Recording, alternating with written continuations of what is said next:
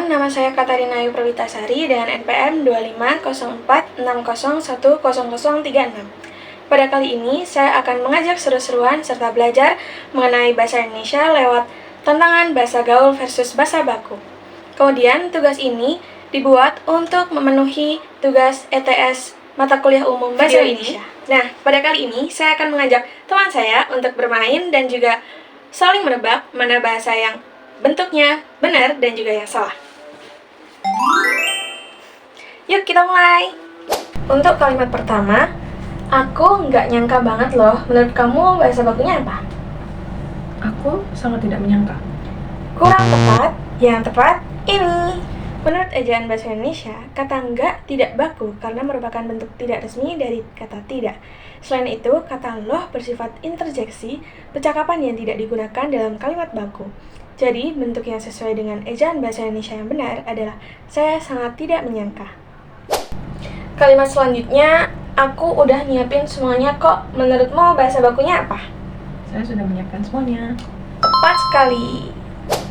Dalam ejaan bahasa Indonesia, kata harus ditulis sudah karena ejaan huruf U di sini merupakan pelesapan bunyi vokal yang tidak diakui dalam bentuk baku.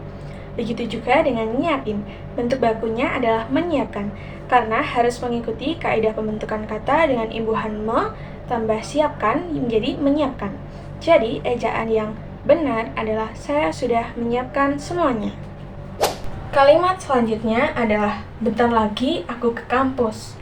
Nah, bahasa bakunya menurut kamu apa? Sebentar lagi saya ke kampus. Betul! Menurut KBBI, kata bentar adalah bentuk tidak baku karena mengalami penghilangan suku kata pertama yaitu se. Bahasa baku tidak memperbolehkan bentuk singkatan fonetis seperti itu dalam penulisan. Jadi, ejaan yang benar adalah sebentar. Oke, sekarang gantian aku yang nanya. Kalimat pertama, aku lagi mager banget nih. Aku sedang malas bergerak. Kalimat baku ini sudah sesuai ejaan yang benar karena menggunakan kata yang benar menurut kaidah bahasa Indonesia, seperti sedang dan juga malas bergerak, tanpa singkatan atau kata tidak baku seperti mager tersebut.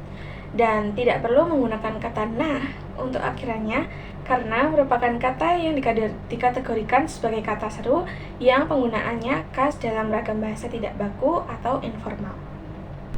Dari permainan yang sudah kita mainkan tadi, kita bisa melihat bahwa ejaan bahasa Indonesia memiliki aturan yang harus diikuti agar penulisan dan pengucapan kita dapat terstruktur. Bahasa gaul boleh digunakan dalam percakapan santai, tetapi dalam konteks resmi seperti tulisan akademik, pidato, atau surat-surat resmi, kita wajib menggunakan bentuk yang sesuai dengan ejaan bahasa Indonesia yang benar. Tujuannya supaya bahasa kita tetap teratur, mudah dipahami, dan mencerminkan sikap berbahasa yang baik. Sekian dari permainan tadi, yaitu bahasa baku versus bahasa gaul, menurut ejaan bahasa Indonesia yang benar. Jadi, ingat, gunakan bahasa sesuai konteks dan biasakan menulis sesuai ejaan yang benar. Terima kasih sudah menonton. Sekian dan terima kasih.